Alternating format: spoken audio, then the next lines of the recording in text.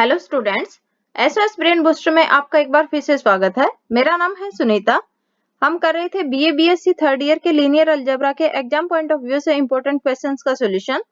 पिछले वीडियो में हमने क्वेश्चन स्पेस से रिलेटेड थ्योरम और क्वेश्चंस किए थे। आज के वीडियो में हम करेंगे वेक्टर स्पेस आइसोमॉर्फिज्म। तो चलिए स्टार्ट करते हैं आज का वीडियो। सबसे पहले देखते हैं one one linear transformation. Linear transformation को हम वन वन कब कहेंगे? लीनियर ट्रांसफॉर्मेशन अगर आपके पास कोई हो टी से U, T such that U to V, उसको हम वन टू वन कब कहेंगे? अगर आपके पास u1 u2 एलिमेंट हो u के और वो दोनों एलिमेंट क्या हो? डिस्टिंक्ट हो। तो वहां से अगर आपके पास जो मैपिंग t ऑफ u1 और t ऑफ u2 वो भी क्या आ जाए? डिस्टिंक्ट आ जाए, means t of u1 not equal to t of u2 आ जाए, देन हम उस ट्रांसफॉर्मेशन को क्या कहेंगे? वन टू वन कहेंगे। अब जैसे यहाँ पे u1 u2 जो u के एलिमेंट हैं उन पे अगर आप मैपिंग अप्लाई करोगे तो t of u1 t of u2, और यहाँ पे ये t ऑफ u1 और t ऑफ u2 भी क्या है? डिस्टिंक्ट है। तो ये ट्रांसफॉर्मेशन क्या होगी आपके पास? वन टू वन होगी। सिमिलरली अगर हम ले u1 और u2, ये कोई u से आपके पास एलिमेंट बिलोंग करते हैं, u1 u2, और अगर हम इन पे मैपिंग लगाएंगे और वो आपके पास क्या आ जाए? ये जो t of u1 is equal to t of u2, और अगर ऐसी कंडीशन आ जाती है तो ये ट्रांसफॉर्मेशन आपकी वन वन नहीं होगी। नेक्स्ट देखते हैं ऑन टू लीनियर ट्रांसफॉर्मेशन। अब ट्रांसफॉर्मेशन को हम ऑन टू कब कहेंगे? अगर आपके पास v belongs to capital V, means जो हमारे पास जो V में जो एलिमेंट होंगे उनके लिए क्या हो जाए? कोई ना कोई प्री इमेज एग्जिस्ट कर जाए U में।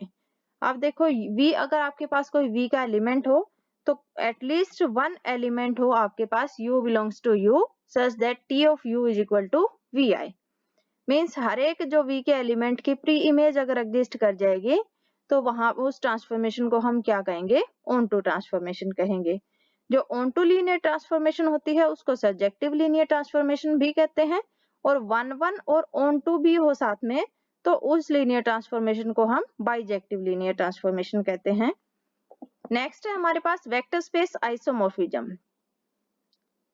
U और V अगर कोई दो वेक्टर स्पेस हैं over the same field F, then जो लीनियर ट्रांसफॉर्मेशन होगी हमारी U to V, T such that U to V linear transformation दे रखी है, तो इसको हम वेक्टर स्पेस आइसोमॉर्फिज्म कब कहेंगे? अगर ये T क्या हो? वन वन हो, ऑन टू हो, देन हम इस जो ट्रांसफॉर्मेशन T है इसको हम वेक्टर स्पेस आइसोमॉर्फिज्म कहेंगे।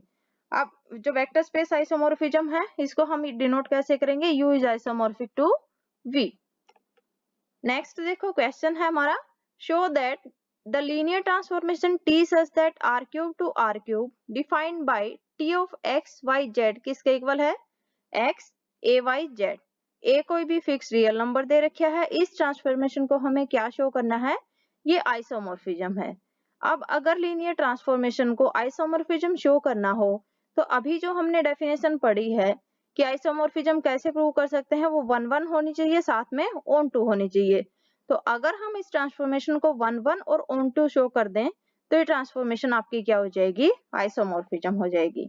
तो देखिए इसका सोल्यूशन, जो आपके पास जो गिवन लीनियर ट्रांसफॉर्मेशन है वो क्या है? T such that r cube to r cube, और डिफाइन कैसे है? T of x y z किसके इक्वल है? x a y z। a यहाँ पे कोई रियल नंबर है। अब जैसे हम क्या लेते थे transformation T such that u to v, अब यहाँ पे जो u की वैल्यू है वो क्या है? r क्यूब, और v भी क्या है? r cube. अब हमें t को क्या दिखाना है? आइसोमॉर्फिज्म। उसके लिए सबसे पहले हम t को क्या दिखाएंगे? वन टू वन है। तो देखो u1 और u2 एलिमेंट लिए हैं हमने r क्यूब से, r क्यूब मीन्स u से, ठीक है। तो वहां पे u1 को हमने कैसा जूम कर लिया है? x1 y1 z1, और u2 हमने क्या ले लिया है? x2 y2 z2। ये कोई भी आर्बिट्रेरी एलिमेंट्स हैं r क्यूब के, और हम किस तरह से लेके चलते हैं कि t ऑफ u1 हमारा किसके इक्वल है? t ऑफ u2 के इक्वल है। मीन्स अगर हम u1 पे ट्रांसफॉर्मेशन अप्लाई करते हैं और u2 पे ट्रांसफॉर्मेशन अप्लाई करते हैं तो वो दोनों क्या आ रही हैं? इक्वल। तो यहाँ से देखो u1 हमने क्या लिया है? x1 y1 z1, और u2 क्या लिया है? x2 y2 z2।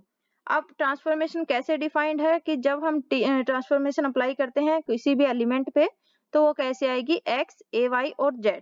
तो यहाँ पे अगर हम अप्लाई करेंगे तो क्या हो जाएगा? x1 a y1 z1, और similarly T of x2 y2 z2 पे अप्लाई करेंगे तो क्या हो जाएगा x2 a y2 और z2। तो यहाँ से देखो, अब अगर आपके पास x1 a y1 z1 अगर किसके इक्वल हो x2 a y2 z2, तो ये कब पॉसिबल होगा, जब आपके पास क्या हो x1 is equal to x2 हो, y1 is equal to y2 हो and z1 is equal to z2 हो। It means x1 y1 z1 किसके इक्वल आ गए x2 y2 z2 के इक्वल। तो यहाँ से क्या हो जाएगा u1 किसके इक्वल आ जाएगा u2 के इक्वल आ जाएगा।